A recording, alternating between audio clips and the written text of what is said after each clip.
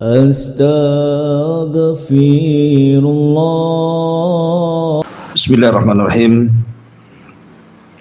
Assalamualaikum warahmatullahi wabarakatuh. Alhamdulillah wassalatu wassalamu ala Rasulillah wa ala alihi wa sahbihi wa mawalah wa la hawla wa la quwata illa billahi wa ba'du.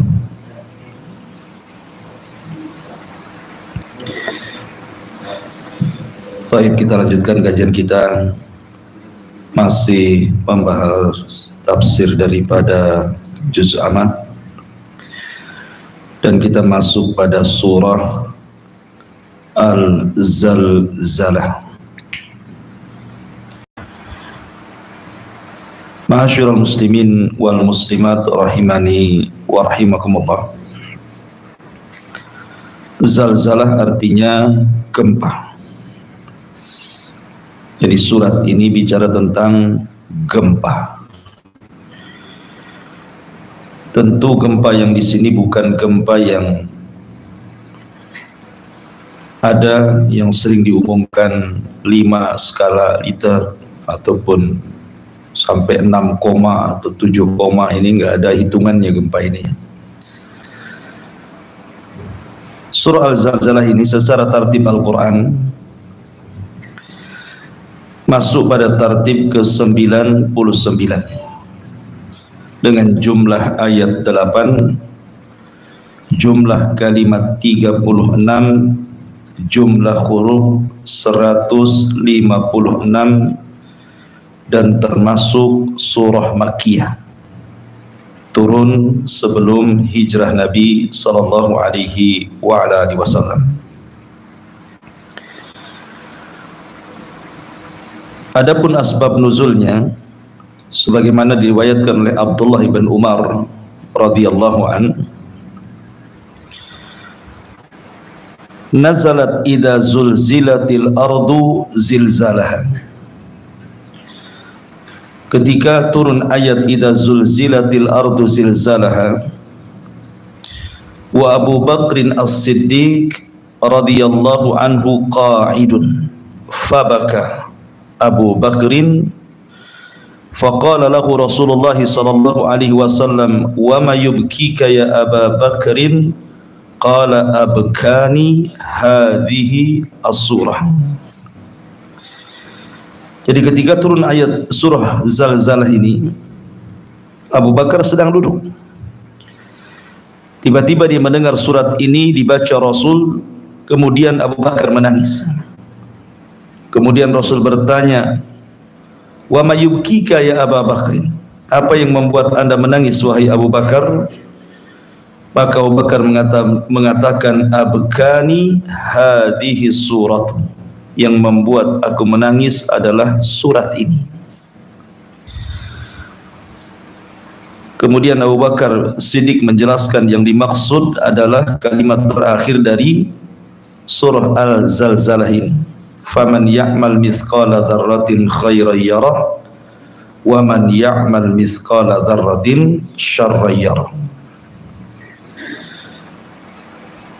Ma'asyiral muslimin yang dimuliakan Allah Azza wa Jalla, surah Al-Zalzalah ini disebut juga surah Al-Zilzal, disebut juga surah idza zulzilatil ardu zilzalaha, disebut juga surah Al-Jami'ah. Kenapa disebut surah Al-Jami'ah? Karena kalau kita melihat tentang keutamaan daripada surah Al-Zalzalah ini, sebagaimana dikeluarkan hadis dari Imam Tirmidzi dari Anas bin Malik radhiyallahu an, Nabi sallallahu alaihi wasallam bersabda, man qara'a idza zulzilatil ardu zilzalaha, barang siapa yang membaca idza zulzilatil ardu zilzalaha, maka sama dengan binisfil Qur'ani, dia telah membaca separuh Al-Quran. Kenapa demikian? Kenapa surah Al-Zalzalah dianggap separuh dari Al-Quran? Karena dilihat ayat terakhir tadi yang membuat Abu Bakar menangis.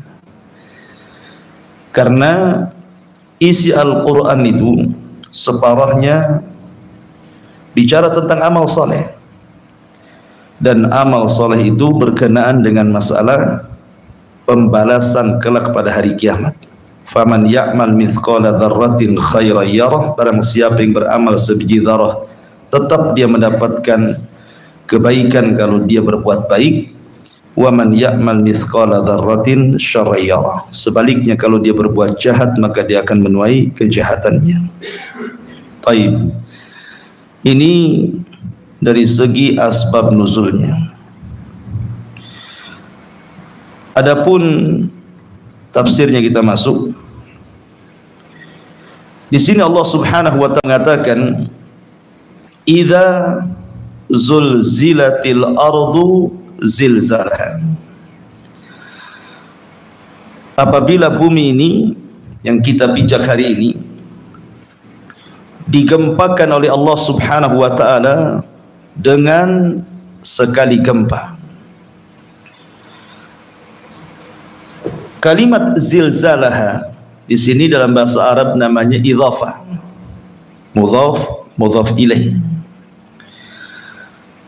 Kalimat ha ini kembali kepada bumi. Zilzalaha, ha itu artinya bumi di sini. Kenapa Allah Subhanahu wa taala mengidhafahkan gempa kepada bumi? Kenapa Allah tidak katakan idza zulzilatil ardu zilzalan? Kenapa mesti zilzalaha? Kenapa mesti diopahkan kepada bumi? Karena gempa yang dimaksud dalam surah ini bukan gempa sebagian bumi. Bukan di Jogja gempa di sini, tidak. Di Aceh gempa di sini, tidak, bukan. Tetapi gempa ini menyeluruh satu bumi. Makanya gempanya diidhafahkan kepada bumi. Kalau gempa-gempa zaman sekarang, mungkin ada daerah-daerah tertentu sejak lahir sampai hari ini mungkin tidak pernah merasakan gempa. Tapi ada juga mungkin sebagian antum pernah merasakan gempa, minimalnya lini lah, kan gitu ya. Tapi bukan itu yang maksud. Maksudnya gempa di sini adalah bercerita tentang akhir kehancuran alam semesta. Baik, bicara tentang gempa. Gempa ini satu di antara tanda-tanda kiamat kecil. Dan itu disebutkan dalam hadis Nabi sallallahu alaihi wasallam, la taqumus sa'atu hatta yuqbadhal ilmu. Tidak akan tegak hari kiamat sampai ilmu dicabut. Wa taksuruz zalazil, dan akan banyak gempa di sana dan di sini. Dari sini Rasul mengatakan tidak akan tegak hari kiamat sampai dicabutnya ilmu dan banyaknya gempa. Dan sudah kita rasakan gempa ini baik di dalam negeri ataupun di luar negeri. Bahkan hadis yang sangat masyhur dari Abdullah ibn Hawalah al-Ajdi. Jadi Abdullah ibn Hawalah ini pernah diutus berperang tapi kalah perangnya. Tapi dia pulang selamat. Jadi kemudian wajahnya, namanya orang kalah perang kan beda dengan orang yang menang perang. Kalau menang perang kan sumringah, bahagia gitu ya. Kalau kalah perang kan enggak bahagia, merengut gitu ya. Makanya Ibnu Hawalah ketika sudah nampak lelah letih wajahnya, Rasul mengatakan, ya Ibnu Hawalah, idza ra'aital khilafata qad nazalat ardal muqaddasata wa danatil zalazil wal balaya. Wahai Ibnu Hawalah, apabila engkau sudah melihat kelak kekhilafahan tegak di bumi Baitul Maqdis, maka telah datanglah masa-masa gempa. Kenapa demikian? Isyarat ke mana? Ke hadis Nabi sallallahu alaihi wasallam ketika Nabi sallallahu alaihi wasallam bicara tentang tentara yang hendak membunuh Al-Mahdi. Jadi nanti dari Syam itu akan ada tentara besar membawa bendera hitam. Ketika mendengar pembaiatan Imam Mahdi di rukun Ka'bah, Maka orang-orang ini tidak suka. Akhirnya mereka pun bergerak pasukan besar ini dari Syam menuju Mekah. Masalahnya ketika sampai di sebuah tempat antara Mekah dan Madinah, tiba-tiba kemudian Allah Subhanahu wa taala gempakan bumi dan semua pasukan ini masuk ke dalam tanah. Termasuk orang-orang yang lalu lalang di situ yang tidak ada niat untuk memerangi Al-Mahdi. Sehingga Aisyah radhiyallahu anha bertanya kepada Rasulullah, "Ya Rasulullah, okelah tentara-tentara yang hendak menyerang Al-Mahdi digempakan kemudian diperosokkan ke dalam bumi, lalu bagaimana dengan orang yang lalu lalang hanya untuk berniaga, tidak ikut dalam pasukan itu?" Maka Nabi SAW mengatakan, "Yub'atsuna yaumal qiyamati ala niyatihi." Mereka akan dibangkitkan pada hari kiamat sesuai dengan niat-niat mereka. Dari sini menunjukkan bahwa gempa itu tanda di antara tanda-tanda kiamat kecil. Bahkan juga masuk pada tanda-tanda kiamat besar. Ketika Nabi SAW bersabda tentang 3 arah gempa, kata Nabi SAW, "Innaha lan taquma sa'atu hatta tarau qablaha asyra ayat." Sesungguhnya kiamat tidak mungkin tegak sampai kalian melihat 10 tanda-tanda kiamat besar. Kemudian Nabi SAW menyebutkan secara acak dukhan, kemudian dajjal, kemudian dabbatul ard, kemudian tulu'us syamsi min maghribiha, kemudian nuzul Isa bin Maryam, kemudian Ya'juj wa Ma'juj, kemudian salah satu khusuf. Ini yang dimaksud salah satu khusuf di sini. Terjadi 3 gempa besar yang bukan merobohkan satu daerah, satu negara bisa dirobohkan.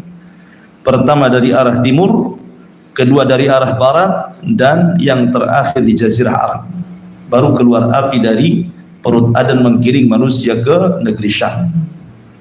Para ulama menggolongkan hadis ini 10 tanda-tanda sebelum terjadinya kiamat, maksudnya tanda-tanda alamat saatil kubra, tanda-tanda alamat kiamat besar.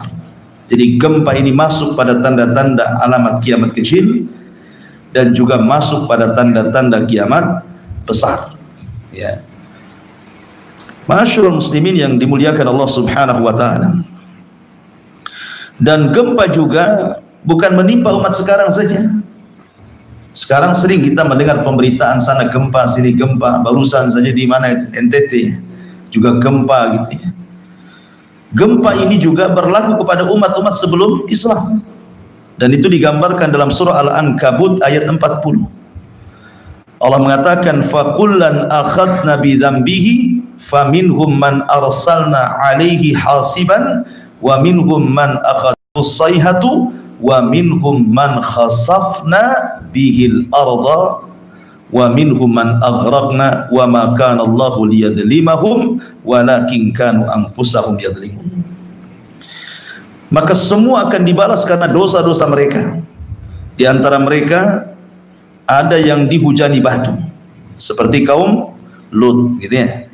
Di antara mereka ada yang kemudian mati karena teriakan Jibril, soihah, seperti kaum Samud gitu ya.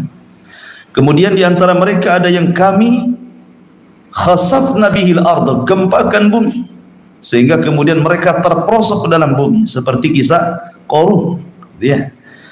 Kemudian dan di antara mereka ada yang kami tenggelamkan seperti Fir'aun dan bala tentara, dan Allah tidak pernah menzalimi mereka, merekalah yang melakukan kezaliman kepada diri-diri mereka sendiri. Al-Ankabut ayat 40. Artinya bahwa gempa ini juga terjadi kepada umat sebelum kita, bahkan lebih dahsyat lagi.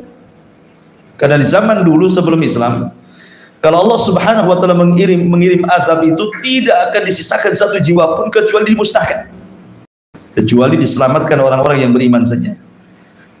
Tetapi gempa-gempa di zaman sekarang atau azab-azab yang lainnya yang Allah Subhanahu wa taala turunkan, maka Allah Subhanahu wa taala tidak mengazab umat ini sebagaimana umat sebelumnya. Kenapa? Karena bentuk rahmat diutusnya Nabi. wa ma arsalnaka illa rahmatan lil alamin. Salah satu bentuk rahmat Rasul diutus kepada orang kafir, jadi orang kafir pun mendapatkan rahmat dari diutusnya Nabi. Bentuknya apa? Mereka tidak diazab seperti azab yang pernah ditimpakan kepada sebelum Islam. Karena dulu kalau kafir habis, nggak tersisa, gitu ya. Nggak ada ceritanya orang kafir hidup di zaman dulu kalau sudah Allah turunkan azab itu. Tetapi di zaman sekarang kan tidak, ya kan, bahkan yang mati orang Islam pula kan itu. Baik. Tetapi yang dimaksud ayat ini, idza zulzilatil ardu zilzalaha, ini bukan bicara tentang tanda-tanda kiamat kecil, bukan pula bicara tanda-tanda kiamat besar, tapi ini bicara soal kiamat. Ini sudah lasnya bumi, gitu ya. Ini bicara tentang nihayatul alam, akhir daripada usia bumi dan langit. Ketika Allah mengatakan idza zulzilatil ardu zilzalaha, apabila Allah gempakan bumi ini sekali gempa. Kenapa demikian?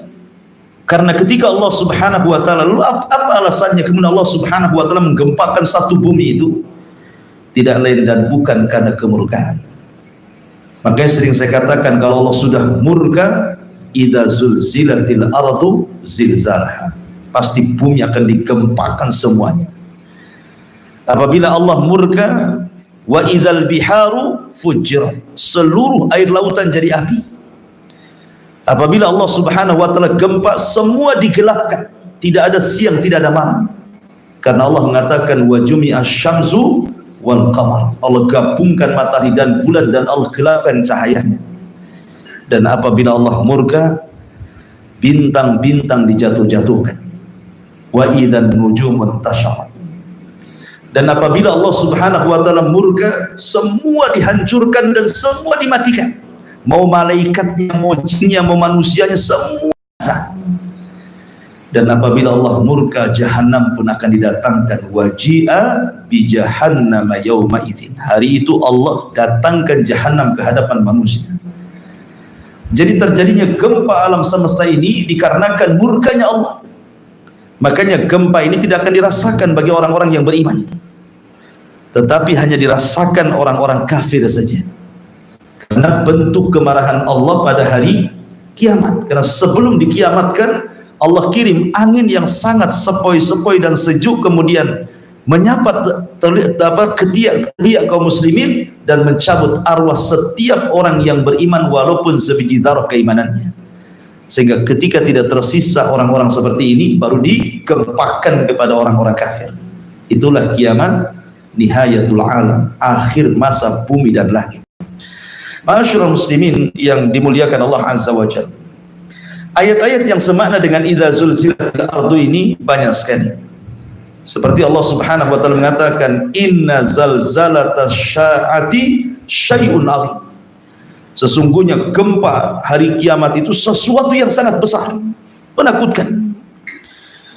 Bahkan Allah juga mengatakan dalam surah Muzammil ayat 14, yauma tarjuful ardu wal jibalu wa kanatil jibalu katsiban mahila.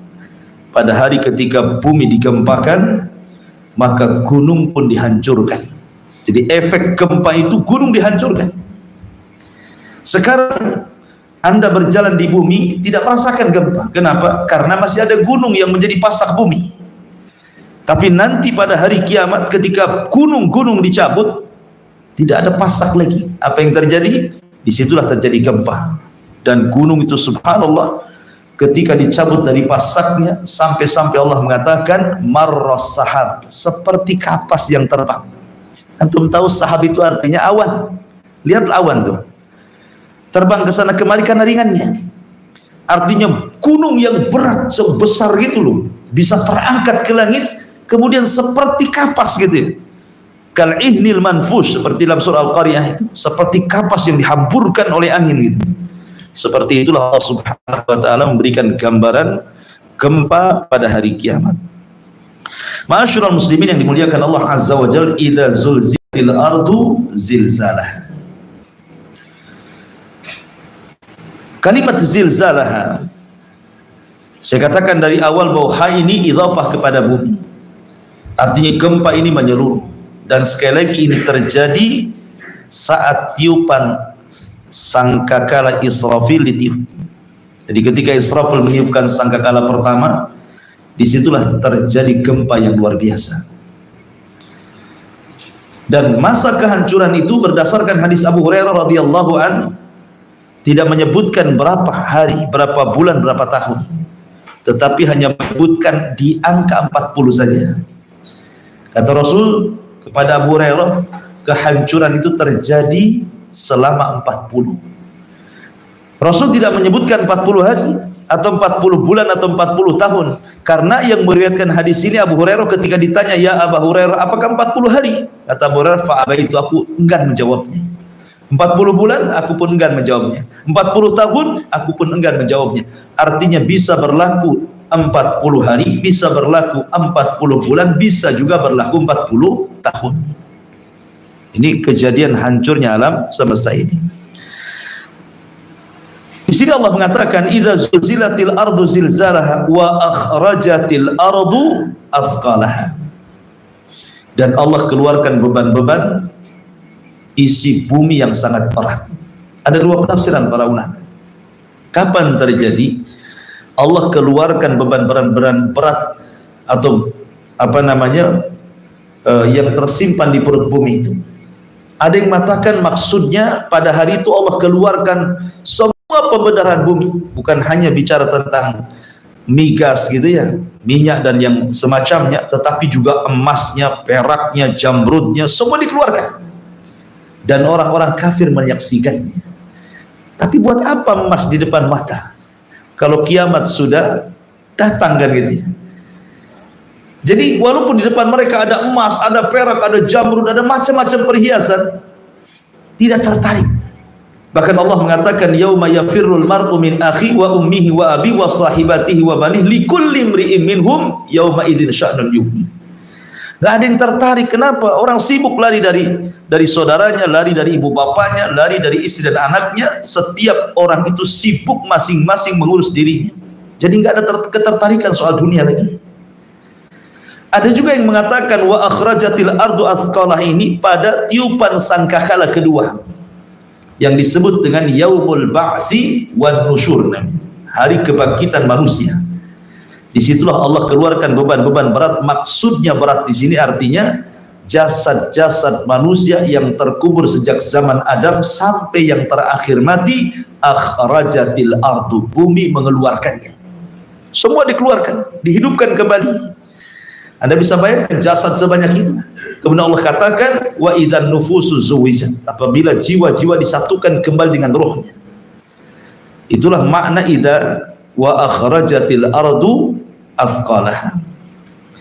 Kemudian Allah mengatakan wa qala al insanu ma laha. Kalimat al insan di sini, apabila disebut kalimat insan dalam Al-Qur'an, konotasinya buruk. Seperti innal insana lafi khusrin, innal insana khuliqa halu'a. Ya. Termasuk juga di sini wa qala al insanu ma laha. Maksudnya yang berteriak ini bukan orang-orang yang beriman, tetapi orang-orang kafir berteriak. Malaha, ada apa ini? Kalau dibawa kepada tiupan pertama, maka mereka mengatakan seperti ini karena dahsyatnya kiamat. Tetapi kalau dimaksud adalah tiupan yang kedua, kata-kata malaha, maka kebingungan orang-orang kafir. Kenapa? Karena ketika mereka dibangkitkan tidak ada maklam lagi di bumi ini. Maksudnya tidak ada alamat di bumi ini. Kalau sekarang ada alamat, ada bangunan, ada jalan raya, ada RT, RW, lurah, kecamatan, kan itu kan ada alamatnya gitu. Tetapi nanti pada hari kiamat, setelah tiupan sangkakala yang kedua, bumi ini rata, tidak ada gunung, tidak ada bukit, tidak ada lembah, tidak ada yang meninggi, tidak ada yang merendah, semua rata. Itu yang dimaksud tidak ada alamat lagi. Sehingga tidak bisa mengenali tanah saya di mana, kapling tanah saya di mana, rumah saya di mana, nggak bisa dikenali lagi karena semua sama. Ya.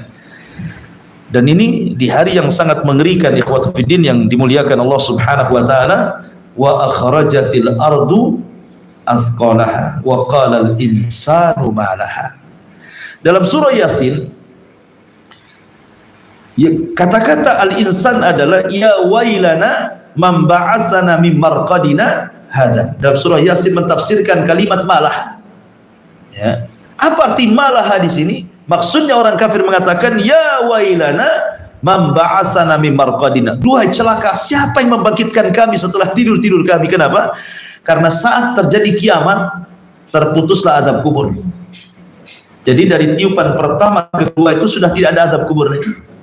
Di mana ruh, kemudian kalau dia seorang yang beriman diletakkan, kemudian kalau dia orang kafir diletakkan di sijin, dan badan jasad mereka dihancurkan kecuali tulang ekornya saja. Karena dari tulang ekorlah manusia dibangkitkan pada hari kiamat. Ya. Jadi surah Yasin menegaskan kalimat wa qalal insanu malaha. Ya wailana, duhai celaka kami, man ba'atsana, siapa yang membangkitkan kami, mim marqadina, dari tidur-tidur kami. Tapi orang-orang yang beriman justru berteriak dan mengatakan hadza ma wa'adar rahman wa sadaqal mursal. Inilah janji Ar-Rahman dan benarlah ucapan para rasul. Benarlah ucapan Nuh, ucapan Ibrahim, ucapan Musa, ucapan Isa, termasuk ucapan Rasul kita Muhammad sallallahu alaihi wasallam. Wa qala al-insanu ma laha. Ma'asyiral muslimin yang dimuliakan Allah Azza wa Jalla, siapa yang menghancurkan bumi ini? Tentu pertanyaannya adalah Allah. Zat yang menjadikan bumi tidak gempa, dialah yang membuat gempa bumi. Dan Allah Subhanahu wa taala ketika menjelaskan dan menciptakan langit dan bumi fi sittati ayyam, pada 6 hari, dimulai dari hari Ahad dan diakhiri di hari Jumat, Allah menciptakan langit dan bumi. Kemudian tsummastawa 'alal 'arsy. Kemudian setelah itu Allah Subhanahu wa taala istiwa di atas arsy. Ya. Kemudian Allah Subhanahu wa taala berfirman kepada langit dan bumi dan mengatakan i'tiya tau'an au karha, datanglah kepadaku wahai langit wahai bumi, suka atau tidak suka. Qalata ataina ta'in. Maka bumi dan langit mengatakan, maka atas perintah apapun yang kau perintah. Artinya kapanpun Allah Subhanahu wa taala memerintahkan langit untuk digulung, maka langit sudah siap. Ataupun Allah memerintahkan kepada bumi untuk gempa, maka kapanpun bumi sudah siap. Karena kedua makhluk ini tidak bermaksiat kepada Allah Azza wa Jalla, baik langit ataupun bumi. Ingat kisah Qarun. Ketika Qarun memfitnah Nabi Musa dengan seorang wanita pelacur. Jadi Qarun ini hasadnya luar biasa kepada Musa. Karena Bani Israel menghormati Nabi Musa, padahal dia tidak kaya. Sementara dia kekayaannya luar biasa, tetapi Bani Israel tidak menghargai dia, sehingga hasadnya kepada Musa itu luar biasa. Jadi Allah Subhanahu wa taala ketika menceritakan tentang kisah Qarun, Qarun ini menyewa seorang pelacur untuk memfitnah Musa. Sini kamu, saya bayar sekian, nanti saya akan isukan kau berzina dengan Musa, kemudian kau hamil, biar orang tahu siapa sebenarnya Musa. Karena isu-isu soal perempuan kalau itu terkena kepada orang alim, itu langsung terjun payung, itu nggak ada lagi cerita dihormati orang, ya kan? Ingat kasus yang lagi viral itu ya, 21 di Rogol bahasanya gitu ya, sampai subhanallah dihujat satu Indonesia. Kalau lihat YouTube tuh komennya ndak ada yang positif, semua negatif. Kalau soal kehormatan itu, ya berat jadi ustadz itu. Ya. Ma'asyiral muslimin yang dimuliakan Allah Azza wa Jalla. Akhirnya ketika manusia berkumpul tuh, Qarun datang dengan wanita itu. Kemudian di hadapan Nabi Musa ngomong sama wanita ini, ngomong cepat ngomong, bahwa engkau telah berzinah dengan Musa dan kau hamil.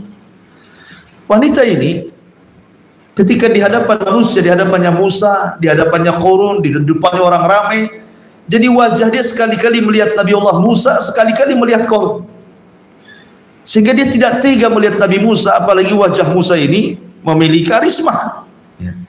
Ketika dia hendak memfitnah Musa, tidak jadi. Tidak mau dia. Justru dia mengatakan sesungguhnya Qarun yang telah membayarku untuk mengatakan bahwa aku berzina dengan engkau hai Musa. Wow, orang-orang jadi ramai lah jadinya kan, karena wanita ini tidak mau masalahnya mengaku. Oh, Musa emosi lah kan gitu. Akhirnya Musa pun mula'ana, saling melaknat antara Qarun dan Musa. Tapi Qarun pun melaknat Nabi Musa. Macam mana dia melaknat nabinya? Laknatnya tidak akan diterima oleh Allah Subhanahu wa ta'ala. Dari situlah maka Musa berdoa kepada Allah, dan Allah katakan kepada Musa, ya Musa, perintahkan bumi, karena aku sudah perintahkan dia untuk menuruti kata-katamu. Dari situlah Musa alaihi salatu wassalam mengatakan kepada bumi, ya arda ibla'i, kata Musa, wahai bumi, telan orang ini. Ketika Musa ngomong begitu saja, langsung gempa bumi terbelah. Anehnya tidak langsung terperosok, termasuk rumah-rumahnya, gudang-gudang kekayaannya. Ketika Qarun masuk ke tanah, ketika sampai di pusar, tidak langsung amblas. Rumahnya juga sama, mengikuti segitu. Kenapa tidak langsung saja dimasukkan ke bumi? Supaya manusia melihat bagaimana Allah Subhanahu wa ta'ala mengadab. Sebab kalau langsung terperosok saja hilang Qarun kan, manusia tidak bisa melihat kan. Jadi manusia biar melihat bagaimana azab Allah kepada Qarun. Banyak orang yang hendak menolong Qarun tetapi tidak bisa mendekat karena buminya, kemudian malah mengejar orang yang menolongnya. Jadi takut orang-orang sehingga melihat dari kejauhan saja. Sampai akhirnya hari pertama dijepit bumi, hari kedua belesak lagi ke bumi, hari ketiga hilang seorang-orangnya, sak rumah-rumahnya, sak gudang-gudangnya. Allah katakan wa khasafna bihi wa bidarihil arda, akan Qarun dan seluruh kekayaannya kan. Artinya bahwa bumi taat kepada Allah kan. Karena dia mengatakan wahai Musa, perintahkan bumi karena dia sudah kusuruh taat kepadamu. Jadi ketika Allah Subhanahu wa ta'ala menghancurkan bumi ini, ya karena bumi tidak maksiat kepada Allah. Kata bumi hancur, maka bumi akan menghancurkan dirinya. Itulah idza zulzilatil ardu zilzalaha. Wa qala al-insanu ma laha yawma idzin tuhadditsu akhbaraha. Ma'asyiral muslimin yang dimuliakan Allah Azza wa Jalla. Apa yang dimaksud yauma idzin tuhadditsu akhbaraha? Pada hari itu bumi menghabarkan beritanya. Di sini Allah Subhanahu wa ta'ala hendak bicara tentang syuhud yaumal qiyamah. Bahwa nanti pada hari kiamat semua manusia tidak akan mengelak.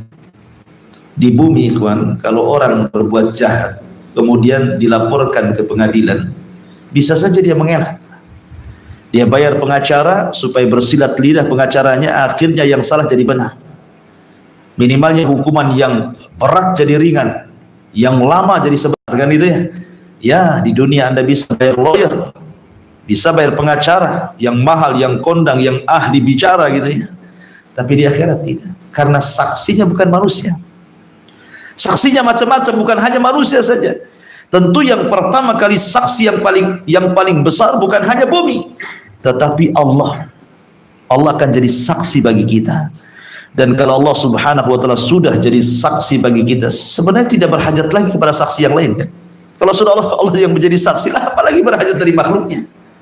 Tetapi Allah Subhanahu wa ta'ala ingin menguatkan saksi-saksinya, bukan hanya dia saja. Sebenarnya kalau dia jadi saksi sudah cukup ya.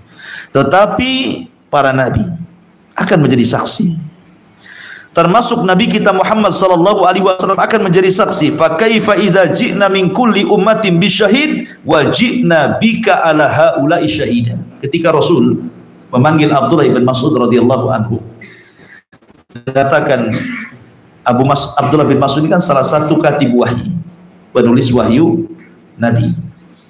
Banyak penulis wahyu itu, Abdullah bin Mas'ud, kemudian Muawiyah bin Abi Sufyan, Ubay ibn Ka'ab ini yang paling mutqin ya. Ubay bin Ka'ab sampai-sampai ketika Rasul lupa baca surat dalam sholat, kemudian sahabat bertanya, Rasul apakah surat itu sudah dimansuh, artinya kenapa nggak dibaca, ataukah Anda lupa? Kata Rasul, saya tidak lupa dan ayat itu tidak dimansuh, tidak dihapus. Maka sahabat mengatakan, tidak, Anda lupa. Maka ketika banyak para sahabat yang kemudian membenarkan kata-kata sahabat ini, yang dipanggil siapa? Aina Ubay? Di mana Ubay bin Ka'ab? Kata Rasul. Kenapa? Karena dia yang paling mungkin hafalan Qurannya. Betul nggak tadi saya lupa baca Quran katanya? Kata Ubay, iya wahai Rasul. Tetapi ingat bahwa lupanya Nabi SAW bukan karena Nabi pelupa, tidak. Lupanya Nabi SAW membuat sebuah syariat. Jikalau seorang imam lupa baca, bagaimana caranya menegur? Kalau Rasul tidak pernah lupa dalam sholatnya, susah pula nanti kalau imam lupa, kan? Karena ada contohnya. Ya.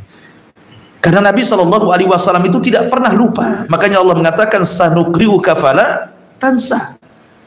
Fala tansa di sini la bukan la tapi lan maknanya. Kalau mau diganti sanukriuka fala, la di sini lan artinya. Lan tansa. Lan tansa dengan la tansa beda. Kalau la itu jangan lupa, tapi lan tidak lupa gitu maksudnya. Karena ketika Jibril membacakan ayat apabila memberikan wahyu kepada Rasul, maka Rasul itu saking takut lupa, kalau Jibril membaca dia ikut baca. Qul huwallahu ahad, kata Rasul, qul huwallahu ahad. Allahu samad, kata Jibril. Rasul mengatakan qul huwallahu. Kata Jibril, tidak perlu kau ikut-ikut katanya, kan? Kenapa? Biar dengarkan saja, saya yang baca. Nanti Allah akan letakkan hafal di dadamu. Makanya Allah mengatakan la tuharrik bihi lisanaka lita'jala bi. Enggak perlu kau tergesa-gesa, dengarkan saja. Ya. Nanti Allah simpan. Inna jama'na gimana dalam Quran itu? La tuharrik bilisanaka lita'jala bi inna alaina jam'ahu wa qur'ana. Kami kumpulkan nanti Quran di dadamu. Dari sini kata para ulama, inilah perbedaan Rasul dengan Adam. Kalau Adam itu pelupa. Adam diajarkan wa 'allama Adam al-asma' kullah. Semua nama-nama diajarkan sama Adam, termasuk soal halal dan haram, termasuk juga pohon yang tidak boleh didekati. Ya. Tetapi Adam lupa, dekat pula sama pohon itu karena was-was syaitan. Makanlah buah khuldi, keluar dia dari surga. Gitu ya. Dia lupa sama pohon itu. Nah, dari situlah keturunan disebut al-insan, manusia karena pelupa. Ya. Tapi Rasul tidak. Kalaupun seandainya ada ayat yang tidak lupa dibaca Rasul, boleh jadi ayat itu dimansukh, manansakh min ayatin aw nunsiha na'ti bi khairi minha aw mithliha, ataupun memang lupa karena sebuah syariat untuk nanti dijadikan percontohan kepada umatnya. Antara dua saja. Tapi Rasul tidak pernah lupa. Rasul itu kuat hafalannya. Ya. Ma'asyiral muslimin yang dimuliakan Allah Subhanahu wa taala. Jadi yang jadi saksi adalah Allah, para nabi, termasuk Nabi SAW. Ketika Abdullah bin Mas'ud yang mengatakan, wahai Abdullah bin Mas'ud, bacakan kepadaku. Abdullah bin Mas'ud, Rasul, Quran itu turun kepadamu, apa yang pula aku baca gitu ya. Tapi dari sini faedahnya, terkadang orang mendengar lebih tergerak hatinya dibandingkan membaca, kan gitu. Terkadang ada orang mendengar Quran bisa nangis, bisa tobat gitu ya. Kalau baca sendiri kadang nggak ada barunya, kadang-kadang ya mungkin merasa suaranya grebek, nggak jelas mungkin ya. Kalau yang baca ini suaranya sudah surem, kalau antum serem. Bukan surem, serem antum. Intinya bahwa ketika Rasul meminta dibacakan, Abdullah bin Mas'ud padahal nggak mau, tetapi akhirnya dia pun membacakan surah Nisa sampai kepada ayat ini. Fa kaifa idza ji'na min kulli ummatin bisyahid wa ji'na bika ala haula'i syahida. Kata Rasul, cukup.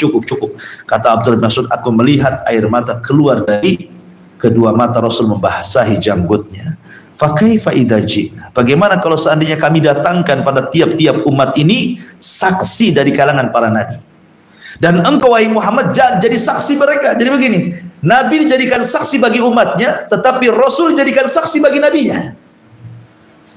Karena nanti setiap nabi itu akan datangkan di hadapan umatnya, kemudian Allah akan mengatakan kepada umatnya, betulkah nabimu sudah menyampaikan risalahnya? Contohnya Nuh, hei Nuh, kamu sini, kumpulkan umatnya Nuh. Maka Allah akan mengatakan kepada umatnya Nuh, hei umat Nuh, betul enggak Nuh sudah menyampaikan risalah kepada kalian? Maka umatnya yang kafir mengatakan berdusta, tidak pernah katanya. Maka Allah mengatakan, ya Nuh, lihat, kau belum pernah menyampaikan risalahku kepada mereka. Buktinya mereka mengatakan tidak pernah. Ada enggak saksi yang membuktikan bahwa engkau menyampaikan risalahnya? Kata Nuh, ada. Dipanggillah Nabi SAW. Bayangkan jarak Nuh kepada Nabi ini gak ketemu. Maka Allah mengatakan, ya Muhammad, kau mau jadi saksi Nuh alaihi salatu wassalam, ya. Bagaimana engkau bersaksi sementara hidupmu dengan zaman Nabi Nuh itu berbeda jauh, kau tidak hadir di situ? Maka Rasul mengatakan, ya, walaupun aku tidak hadir di zaman itu, tetapi yang mengatakan Nuh sudah menyampaikan risalah kepada umatnya adalah dirimu. Kemudian Rasul membacakan Al-Quran. Quran yang menghabarkan bahwa Nuh sudah menyampaikan risalah. Itulah makna daripada wajibna bika ala haula syahida. Ya. Kemudian juga di antara saksi selain itu adalah orang-orang para ulama, orang-orang saleh termasuk para syuhada. Dan itu disebutkan dalam Al-Quran, wa kadzalika ja'alnakum ummatan wasata litakunu syuhada 'alan nas. Begitulah kami jadikan kalian umat pertengahan agar kalian jadi saksi. Siapa? Orang-orang saleh. Orang-orang yang beriman akan jadi saksi juga. Termasuk juga para malaikat. Para malaikat akan menjadi saksi bagi manusia, termasuk juga bumi yang sedang kita bicarakan di sini. Ya, Allah mengatakan, idza zulzilatil ardu zilzalaha wa akhrajatil ardu athqalaha wa qala al insanu ma laha yauma idzin tuhadditsu akhbaraha. Pada hari itu bumi menghabarkan berita semua orang yang di atasnya. Ya Rabb, detik ini, jam ini, hari ini, tanggal sekian, bulan sekian, tahun sekian, si fulan maksiat di tempat ini. Disebutkan satu-satu sama bumi itu. Miliaran manusia itu disebutkan satu-satu, dibayangkan. Anda bisa mengelak kemana? Oh, kita ini menginjak bumi. Ya. Kalau siapapun yang menginjak bumi, pasti bumi akan bersaksi tentang perbuatan kita. Dan ketika itu manusia tidak akan lari, tidak mungkin berdusta, karena saksinya langsung bumi. Yauma idzin tuhadditsu akhbaraha. Termasuk juga zaman waktu akan jadi saksi. Termasuk Al-Quran akan jadi saksi. Termasuk juga yang akan menjadi saksi adalah anggota badan kita sendiri. Kulit ini akan bersaksi untuk kita sendiri. Sampai-sampai Allah Subhanahu wa taala mengatakan di dalam Al-Qur'anul Karim, di mana Allah Subhanahu wa taala membicarakan soal kulit ini, wa qalu li juludihim lima syahidtum alaina. Jadi badan ini berkata sama kulit, kulit, kenapa kau bersaksi untuk badanmu sendiri, gitu maksudnya. Apa kata kulit? Qal antaqana Allah. Allah yang buat aku bicara, bukan aku. Allah yang buat aku bicara. Nah, bayangkan kalau kulit jadi saksi antum bisa ngelak mana? Kulit antum tidak pernah pisah dari jasad antum, kan itu. Termasuk juga tangan kita, seperti Allah mengatakan dalam surah Yasin, yauma nakhtimu ala afwahihim wa tukallimuna aydihim wa tashhadu arjuluhum bima kanu ya'malun. Pada hari mulut terkunci, tangan bicara, kaki pula jadi saksi. Coba mau lari kemana, ikhwatu fiddin yang dimuliakan Allah Subhanahu wa taala? Kalau saksi sebanyak ini, maka mereka tidak mungkin lari dari Allah Subhanahu wa taala. Pengacaranya saja butuh pengacara di sana itu. Lawyernya lo butuh lawyer. Tapi masalahnya tidak ada lawyer lagi di sana. Walaupun ada, pakai apalah kita ini bayar? Sementara kita dibangkitkan khufatan, uratan, hurlan, buhman, tidak dikhitan, telanjang, tidak pakai sandal, tidak mau barang di badan. Lalu bayar pakai apa? Ya, jadi ma'asyiral muslimin yang dimuliakan Allah Azza wa Jalla, yauma idzin tuhadditsu akhbaraha bi anna rabbaka auhalah. Lihat bahasa Quran. Kenapa Allah mengatakan bi anna rabbaka, ada ka-nya di sini? Harusnya kan bi anna rabbaha, kembali ke Rabb bumi, karena ini kan bicara masalah gempa dan bicara tentang hari kiamat. Tapi Allah katakan rabbaka, sesungguhnya Rabb kamu mewahyukan kepada bumi. Kata para ulama tafsir menunjukkan ketika kemudian Allah memberikan khitab kepada Rasulullah SAW dengan khitab mukhatabah, anta, kamu, gitu ya, berarti menunjukkan kemuliaan Rasul di hadapan Allah.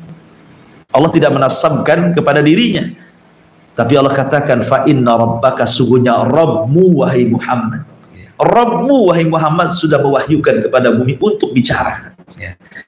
Jadi Allah memuliakan Nabi sallallahu alaihi wa ala alihi wasallam. Ma'asyiral muslimin yang dimuliakan Allah Subhanahu wa taala. Kemudian Allah Subhanahu wa taala katakan, yauma idzin yasdurun nasu ashtatan liyuraw a'malahum. Pada hari itu manusia akan bangkit dengan berbagai macam bentuk. Ashtat, ya.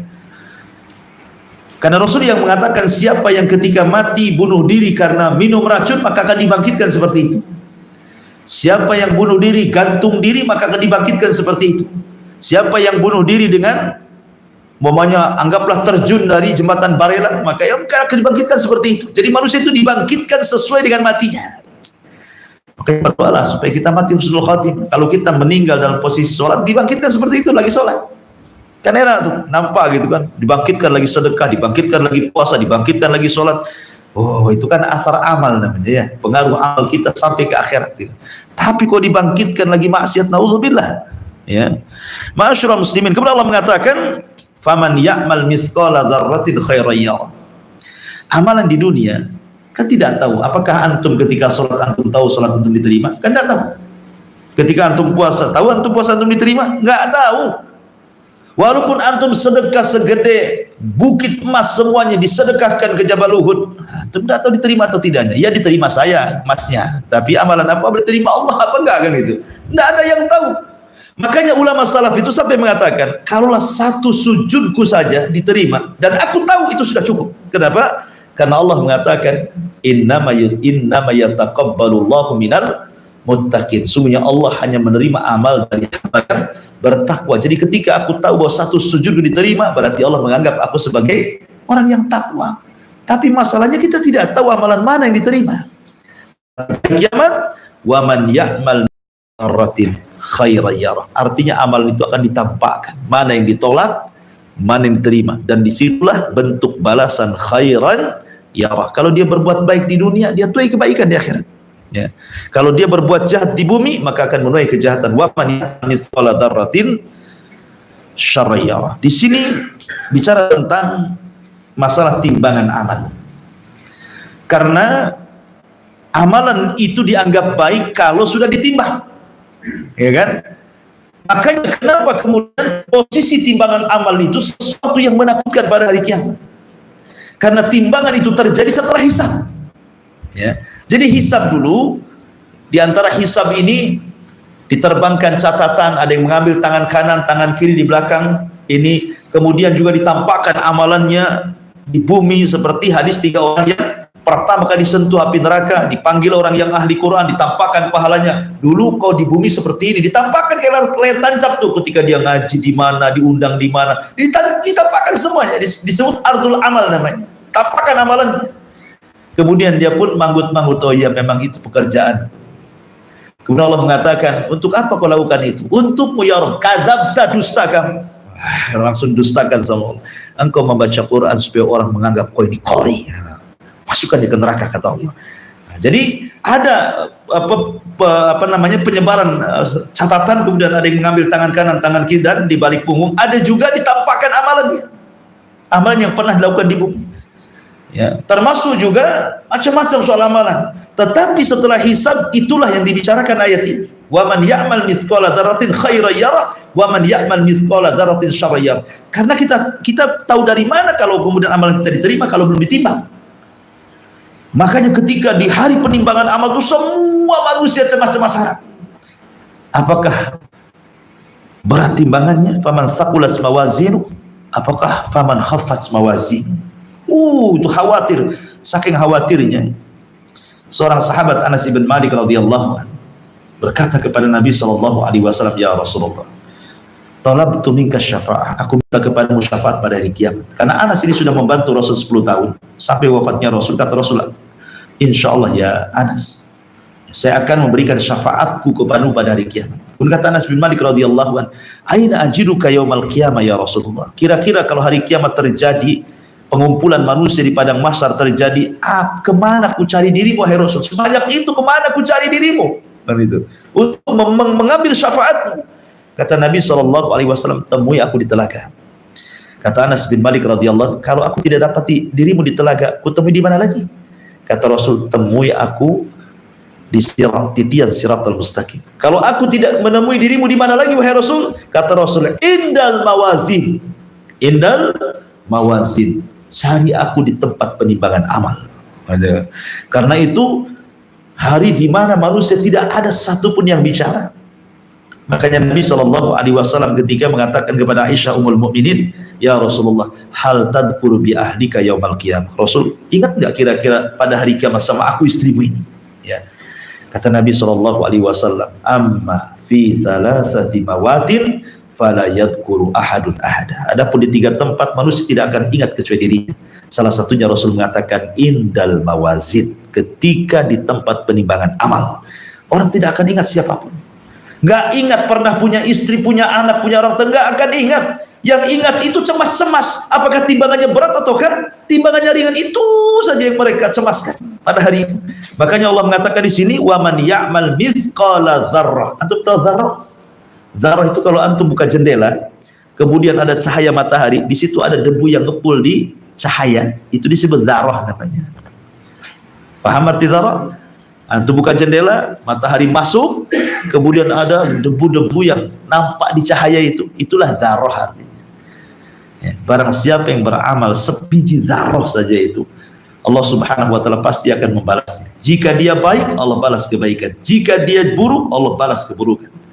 Bayangkan adilnya Allah, sampai amalan kecil pun Allah balas. Dari sini Rasul mengatakan, la tahqiranna minal ma'rufi syai'a. Jangan remehkan sekecil apapun kebaikan, walaupun sebiji dzarrah. Jangan-jangan itu pula yang memasukkan kita ke surga, kita tidak tahu. Ya. Karena amalan besar itu cenderung riya biasanya, berbeda dengan amalan kecil kan. Amalan kecil itu rata-rata ikhlas, sangat ikhlas. Antum sedekah 1000 hari ini, antum lupa besok itu. Antum sedekah 100 juta setahun, kemudian masih ingat, ya, saya pernah nyumbang Jabal Uhud 100 juta. Masih ingat antum kan? Diingat-ingat kalau amalan besar itu. Wa man ya'mal mithqala dzarratin khairan yarah wa man ya'mal mithqala dzarratin syarran yarah. Bicara tentang mizan, timbangan amal saleh ataupun timbangan keburukan, apa sih yang ditimbang? Apa yang ditimbang? Sebelum itu, dalil-dalil tentang masalah ini banyak dalam Al-Quran. Seperti Allah Subhanahu wa taala mengatakan, wa nada'ul mawazinal qista, dan kami tancapkan timbangan-timbangan keadilan. Kemudian juga Allah mengatakan, wal waznu yauma idil haq, dan timbangan pada hari kiamat itu kebenaran adanya. Kemudian juga Nabi SAW ketika bicara tentang kedua betis Abdullah bin Mas'ud. Jadi Abdullah bin Mas'ud itu kan kurus sekali. Naik dia ke pohon kurma, datang angin, jubahnya tersingkap, betisnya kurus, seolah-olah daging melipat kulit saja. Daging melipat tulang, saking kurusnya. Sahabat nengok, tertawalah sahabat, oh rupanya betisnya kecil katanya. Rasul datang marah, la tasubbu saqaihi Abdullah bin Mas'ud. Jangan kau celah dua betisnya Abdullah bin Mas'ud, kata Rasul. Sebab kalau dua betis itu ditimbang dan satunya gunung Uhud, masih berat dua betisnya dibandingkan gunung Uhud itu, katanya. Menunjukkan bahwa di sini ada timbangan, ya kan? Rasul menetapkan adanya timbangan. Termasuk juga hadis yang ma'ruf lah, kalimatani khafifatani ala lisani thaqilatani fil mizani habibatani ala rahman subhanallah bihamdihi subhanallahil azim. Dua kalimat ringan di lisan tapi berat dalam timbangan, dicintai ar-Rahman subhanallah bihamdihi subhanallahil azim. Ini juga dalil tentang adanya timbangan, ya. Lalu apa yang ditimbang? Sebagian para ulama mengatakan yang ditimbang adalah innal ladzi yuzan fi dzalikal yaum al-a'mal nafsuha wa annaha tujsamu wa tudau fil mizan. Jadi pada hari itu yang ditimbang adalah amalannya, dan amalan itu akan dibentuk dengan bentuk yang sangat indah dulu, dijasadkan dulu amalannya itu. Kalau amalan di dunia kan susah mau membentuk jasad gitu ya. Namanya seseorang ikhlas, menggambarkan ikhlas seperti apa kan tidak tahu, ya kan? Ikhlas itu seperti apa? Bulatkah, lonjongkah, segitiga kah? Kan tidak tahu kita membayangkan ikhlas seperti apa kan? Ikhlas amalan hati, ya. Tapi nanti di akhirat nih, amalan-amalan yang tidak bisa dibentuk di dunia Allah bentuk tuh, dijasadkan kemudian ditimbang, gitu maksudnya. Sebab kalau tidak ada jasadnya cuma bertimbang kan? Harus dijasadkan dulu. Ya, amal solehnya dijasadkan, ikhlasnya dijasadkan dulu, kemudian takutnya dijasadkan dulu, harapnya dijasadkan dulu, cinta kepada dijasadkan dulu. Pokoknya amal-amal hati akan jadi jasad semuanya, baru ditimbang. Nah, gitu maksudnya. Ini sebagaimana Imam Al-Bukhari rahimahullahu taala ketika beliau membuat bab wa nada'ul mawazinal qista liyaumil qiyamah, surah Al-Anbiya 43, kata Imam Bukhari, annal a'mal bani Adam wa qaulahum yuzan. sesungguhnya amal-amal Bani Adam dan perkataan mereka akan ditimbang. Kemudian juga ulama mengatakan tujsad wa tuzan, dijadikan jasad dulu baru ditimbang, gitu ya. Jadi yang ditimbang ini kata para ulama ada 3. Pertama jasad, amal kita, badan kita. Kedua catatan kita. Kemudian yang ketiga amal kita. Amal, catatan, badan, tiga-tiganya ditimbang pada hari kiamat, ya. Maka wa man ya'mal mithqala dzarratin khairan yarah wa man ya'mal mithqala dzarratin syarran yarah. Lalu apa hikmahnya? Kenapa ada timbangan? Pertama, hikmah ada timbangan itu. Pertama, zuhuru athari asma'illah wa sifati. Tampaknya pengaruh nama-nama Allah dan sifat-sifatnya. Apa nama-nama Allah, sifat-sifatnya? Allah itu alim, maha mengetahui. Antum mau maksiat di mana saja, Allah tahu. Kan itu ya? Allah itu maha tahu. Sehingga sekecil apapun maksiat yang manusia tidak tahu tapi Allah tahu, tetap kena timbangan. Dan sifat alim adalah sifat Allah, nama Allah, ya. Kemudian yang kedua, bayanu qudratihi ala hisabi khalqihi, bahwa ini kekuasaan Allah, kesanggupan Allah menghisab semua makhluknya. Bayangkan makhluk itu banyak, dari Adam sampai orang yang terakhir mati, dari jin yang pertama sampai jin yang terakhir, gitu ya. Berapa banyak itu, tapi Allah qadir, mampu menghisab semuanya. Kemudian dan menimbang semuanya. Kemudian yang ketiga, idhar annahu la tasawa bainal muhsin wal musi. Ingat bahwa dengan beriman kepada mizan Allah hendak membedakan mana orang baik, mana orang jahat. Dengan apa? Dengan timbangan tadi. Kalau orang baik, berat dia. Karena timbangan di akhirat itu ke atas, bukan ke bawah. Ya, kalau timbangan dunia kan ke bawah, makin berat makin ke bawah kan. Kalau timbangan ke akhirat itu kalau berat ke atas dia, kalau kan ke bawah. Ya, kenapa? Karena surga itu darajat, naik, makin tinggi makin mulia, makin tinggi makin indah. Neraka makin bawah makin jelek, makin menakutkan, makin jahat. Gitu dia. Jadi timbangannya melesat ke atas. Tosat bihinna la ilaha illallah. Sebagaimana Hizbi Tokoh, ketika orang didatangkan 99 sijilat catatannya, kemudian dibacakan satu catatan, rupanya keburukannya sejauh mata memandang. Dia pun kemudian down, langsung putus asa. Tidak mungkin saya masuk surga, pasti aku masuk neraka. Kata Allah, tidak. Kau punya satu amalan yang bisa mengalahkan semuanya. Dikeluarkan kartu sakti, ditimbang, rupanya langsung melesat ke atas. Tosat bihinna la ilaha illallah. Rupanya dia punya la ilaha illallah. Semua ringan, la ilaha illallah berat, langsung naik ke atas, gitu kan. Tauhid artinya, ya. Baik. Kemudian juga yang keempat, farhatul mu'min wa haznul kafir. Dengan adanya timbangan, biar orang yang beriman senang dan sedihnya bagi orang kafir.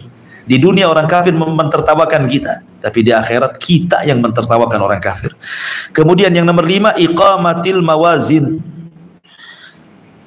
fiha iqamatul hujjah. Dengan ditegakkan timbangan-timbangan itu untuk ditegakkan hujjah kita di hadapan Allah Subhanahu wa ta'ala. Dan ini juga menunjukkan keadilan Allah, ya, keadilan Allah Subhanahu wa ta'ala. Lalu apa yang bisa meringankan amalan kita di bumi sehingga meringankan timbangan kita di akhirat dan tidak memberatkan? Pertama, riya ini bisa meringankan timbangan. Kita kan butuh berat timbangan, gitu ya. Lalu apa yang bisa meringankan timbangan? Pertama, riya. Karena Rasul mengatakan, inna akhwafa ma akhafu alaikum asyirkul asghar. Qalu wa masyirkul asghar? Qala ya Rasulullah. Qala riya. Yaqulullahu lahum yawmal qiyamah idza juzyan nasu bi a'malihim idhabu ila alladhina kuntum tura'una fid dunya ila akhir hadis. Di sini Rasul mengatakan, sesuatu yang paling aku takutkan menimpa kalian syirik kecil. Mereka mengatakan, apa itu syirik kecil Rasul? Kata Rasul, riya. Kemudian Allah berfirman kepada mereka, orang-orang yang riya pada hari kiamat, apabila manusia sedang ditimbang amalnya, tengoklah, minta bantuan kepada orang atau manusia-manusia yang kau riyai itu, bisa nggak nolong kamu? Nah, gitu ya. Ya, jadi yang pertama adalah riya. Itu bisa meringankan timbangan. Yang kedua, intihakul hurumat, dan ini yang sering terjadi, merobek kehormatan diri. Di depan manusia kayaknya soleh, baik, bagus, pakai jubah, pakai gamis, pakai tasbih kemana-mana, kayak alim, kayak ulama. Rupanya ketika bersendirian, maksiat pula kepada Allah. Ambil handphone, buka-buka, gak jelas yang dibuka gitu kan. Maksiatlah di tengah-tengah ketika orang tidak tahu. Iya, manusia tidak tahu, Allah tahu. Justru ini penyakit yang paling bahaya kata Rasulullah. Nanti pada hari kiamat akan didatangkan umat yang mau pahala besar seperti gunung Tihamah, tapi dihancurkan pahala itu gara-gara apa? Maksiat yang tidak diketahui manusia, karena dia merobek kehormatan sendiri di hadapan Allah Subhanahu wa taala. Ngeri kan? Jangan bermaksiat ketika di hadapan manusia sok baik, ketika tidak ada manusia orang yang paling jahat pula terhadap dirinya sendiri. Dan itu yang banyak di hari ini sekarang kan. Nah, makanya antum kalau punya anak bawa handphone kemudian gubrak ke kamar, kemudian ditutup, dikunci, hati-hati itu, ya kan? Pasti sedang apa dan apa ya dengan handphonenya gitu. Taib. Kemudian juga yang bisa meringankan amalannya adalah seseorang yang bermaksiat kepada Allah Azza wa Jal secara umum.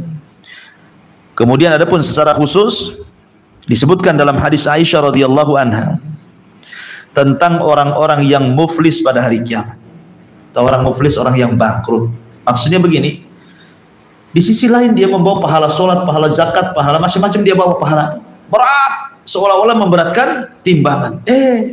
Rupanya di sisi lain dia pernah mendolimi si fulan, pernah mengambil harta si fulan, pernah membunuh jiwa si fulan, pernah mencaci maki orang, ya kan? Maka di situ terjadi pahala dosa. Dulu kau nyakiti saya, mana pahalamu? Nih dosaku, gitu maksudnya ya. Akhirnya bangkrut. Orang bangkrut tuh kalau usaha modal habis, hutang numpuk, itulah orang bangkrut namanya ya. Sama juga sekarang pahalanya dikasihkan ke orang, ibarat modalnya kita hilang gitu ya. Kemudian hutangnya banyak. Kenapa? Karena dia mengambil dosa orang ditimpakan ke kita. Itulah bangkrut namanya ya. Nah, ini orang-orang bangkrut pada kiamat, mereka akan ringan timbangannya, dan mereka secara umum adalah orang-orang yang melakukan kezaliman. Karena dosa zalim beda dengan dosa kepada Allah atau kepada diri sendiri. Dan makanya Umar bin Khattab sebagai penutup mengatakan, hasibu anfusakum qabla an tuhasabu, wazinu anfusakum qabla an tuzanu, fa innahu alaikum fil hisabi ghadan antus tuhasibu anfusakumul wa tazinul lil ardil akbar yawma idzin tu'raduna la minkum khafiyah. Apa kata Umar bin Khattab radhiyallahu an? Hisablah diri sebelum kalian dihisab. Timbanglah amalan-amalan kalian di dunia sebelum kalian ditimbang amalan kalian di akhirat. Karena sesungguhnya yang paling ringan di antara kalian, fa innahu ahwan alaikum fil hisabi ghadan, maka sungguhnya paling berat itu nanti hisab bagi kalian setelah kematian. Oleh karena itu maka hisablah diri kalian hari ini, timbanglah amal-amal kalian hari ini sebelum datang hari yang sangat besar di mana amalan akan ditampakkan dan tidak ada yang samar bagi Allah Subhanahu wa taala terhadap diri kalian. Hadis ini disahihkan oleh Syekh qala al-Albani hada athar. Jadi Syekh Albani mengatakan ini adalah perkataan Umar Ibnul Khattab radhiyallahu an. Nasihat yang baik kepada kita agar kita menghisab diri di dunia sebelum Allah menghisab kita di akhirat. Wallahu alam. Ini diantara tafsir singkat daripada surah Al-Zalzalah. Sampai di sini silahkan kalau ada yang mau bertanya, para akhwat di bawah, kita kasih waktu, silahkan.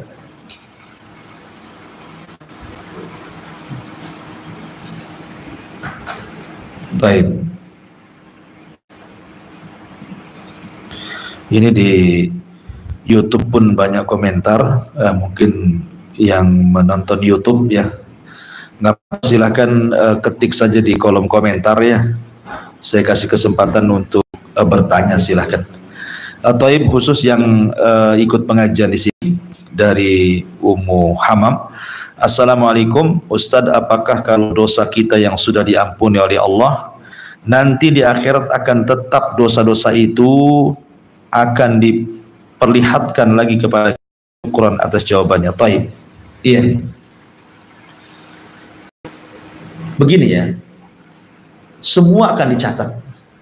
Contoh, saya contohkan saja, bicara. Bicara itu pertama ada yang bicara baik, yang kedua ada yang bicara buruk, yang ketiga ada bicara tidak terkandung baik, tidak terkandung buruk alias mubah. Ya kan? Orang bicara itu kan antara tiga ini saja kan. Bisa dia ngomong kotor, bisa dia ngomong baik, atau ngomong tidak ada kotor, tidak ada baik, mubah. Mau pergi kemana? Itu kan tidak berpahala kan, tidak berdosa juga kan, hanya gitu saja. Gimana kondisi antum? Mubah, ya kan? Nggak ada pahalanya, nggak ada dosanya. Kata para ulama, semua akan dicatat. Mau yang buruk, mau yang baik, mau yang mubah, semua dicatat. Cuman bedanya, kalau yang baik dapat pahala, tetap akan dihisab. Kalau yang buruk dapat dosa, tetap akan dihisab. Tetapi yang mubah itu tidak dihisab, tetap dicatat, gitu maksudnya. Dicatatnya iya, tapi tidak masuk dalam hisab. Ya, begitu keterangan para ulama. Artinya, walaupun orang sudah bertobat, tetap masuk dalam catatan itu. Tetap masuk dalam catatan itu.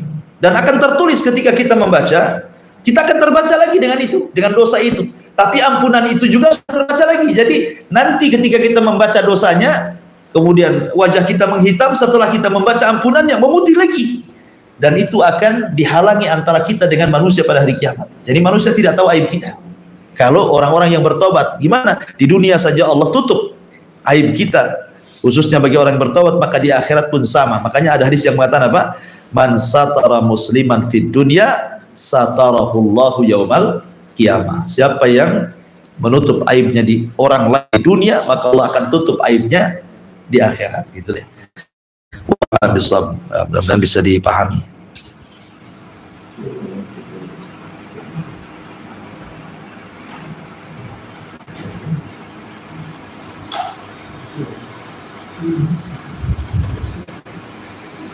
Ada lagi? Jadi kan mengatakan seorang itu dibangkitkan bagaimana kalian waktu wafat, iya. Katakan seorang itu sedang sholat wafat. Bagaimana dengan orang yang sholatnya itu ria gitu, diwafatkan waktu sholat, apa dikatakan juga? Ya, akan dibangkitkan dia lagi sholat dengan ria, dan manusia tahu. Semua manusia akan dibangkitkan sesuai amalan dia. Kalau dia sedang sholat khusyuk, ya dibangkitkan dia sedang sholat khusyuk. Kalau dia sedang sholat ria, akan dibangkitkan dengan sholat ria, dan manusia melihatnya. Malu jadinya kita. Gitu. Semua mau bunuh diri, mau apa saja, semua dibangkitkan. Memang begitulah. Makanya kenapa juga ini, supaya orang terdorong jangan sampai membiasakan dengan maksiat. Karena maksiat itu melahirkan maksiat yang lain. Maksiat yang lain melahirkan maksiat yang lain lagi. Maksiat yang lagi melahirkan maksiat, sehingga akan ditutup seperti itu. Makanya Allah mengatakan fasanu yassiruhu lil usra. Sudah Allah mudahkan jalan buruknya, dimudahkan lagi dia untuk melakukan keburukan sampai ditutup dengan seperti itu. Ya. Ibadah juga sama. Ibadah melahirkan ibadah yang lain, ibadah yang lain melahirkan ibadah yang lain, ibadah yang lain melahirkan begitu, dan dia akan ditutup dengan itu. Ya. Fasanu yassiru lil yusra. Yang satunya fasanu yassiru lil usra. Allah mengatakan fa amman a'ta wattaqa wa saddaqa bil husna fasanu yassiruhu lil yusra wa amman bakhila wastaghna wa kadzdzaba bil husna fasanu yassiruhu lil usra. Kan itu. Siapa yang beriman, fa amman a'ta, siapa yang memberi, dengan ilmunya dia beri, dengan hartanya dia beri, dengan pengetahuannya dia berinfak, dengan apa yang bisa infakkan dia infakkan, dengan jabatannya, dengan kepemimpinannya, dan begitu seterusnya. Kemudian wattaqo, atas dasar takwa, bukan riya.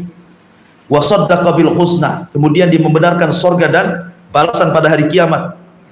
Maka Allah mengatakan fasanu yassiru, kami sudah mudahkan dia suka ibadah. Kami sudah mudahkan dia, sudah mudah ibadah. Salat mudah, puasa mudah, ini mudah. Maka Allah mudahkan lagi sampai ditutup seperti itu. Itu maksudnya. Nah, tapi wa amman bakhila wastagna, kalau dia bakhil pasti istagna, tidak butuh Allah. Ya kan? Seperti Qarun mengatakan innama utitu min ilmin, ini kekayaan ini datang dariku, enggak disebut-sebut Allah sama sekali. Karena orang bakhil biasanya lupa Allah. Wa amman bakhila wastagna wa kadzdzaba bil husna, mendustakan hari akhir. Orang bakhil biasanya ini penyakitnya dua. Satu, tidak butuh Allah, yang kedua tidak percaya kiamat. Itu orang bakhil. Dia merasa hartanya mengekalkan dirinya, masalahnya. seolah-olah nggak akan mati. Kalau orang kaya kan pikir mau mati, nggak ada mati. Walaupun ngomong lisannya ngomong mati, nggak akan ke situ, itu lisannya saja. Tapi otak dan hatinya tetap dia akan hidup tuh, seolah nggak akan mati. Karena orang mati itu tidak bisa diprediksi. Makanya saya katakan kalau antum lihat orang kecelakaan itu, kemudian mati di tempat, sebelum dia kecelakaan dia tidak akan berpikir dia akan mati gara-gara itu kan? Nggak akan. Ya, ada orang mati tiba-tiba ketabrak truk langsung mati. Saya kira sebelum dia ketabrak nggak kepikiran kalau dia akan ketabrak. Kan gitu ya. Cuman Allah carikan sebab begitu dia meninggal.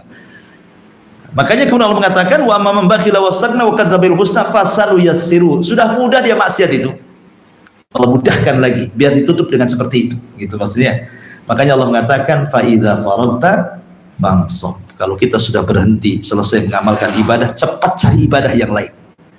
Kalau selesai cepat cari ibadah yang lain, itu maknanya fa idza faragta fansab. Fansab itu cepat cari ibadah yang lain. Kalau sudah selesai, supaya kita terlahir ibadah diakhiri dengan ibadah juga. Makanya Imam Ibnu Qayyim mengatakan manusia itu pikun dan mati disesuaikan dengan kebiasaan sebelum pikun dan sebelum matinya. Orang sebelum pikun, kalau tidak pernah, kalau suka ngomong kotor, kemudian dia pikun, itu yang dikeluarkan. Tapi kalau sebelum pikunnya dia baca Quran, maka ketika pikun itu juga yang dibaca. Nah, gitu maksudnya. Nah, sama juga dalam mati. Kalau dia terbiasa maksiat, ditutup dengan maksiat. Kalau dia terbiasa kebaikan, maka akan ditutup dengan kebaikan. Yang jelas manusia akan dibangkitkan sesuai dengan kematiannya. Wallahu a'lam.